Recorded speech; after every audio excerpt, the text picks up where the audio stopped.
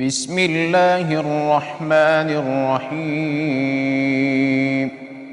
الرحمن علم القرآن، خلق الإنسان علمه البيان. الشمس والقمر بحسبان، والنجم والشجر يسجدان. والسماء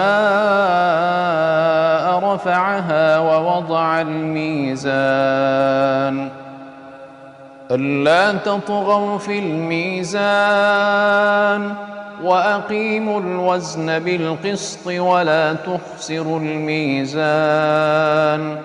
والأرض وضعها للأنام، فيها فاكهة والنخل ذات الأكمام.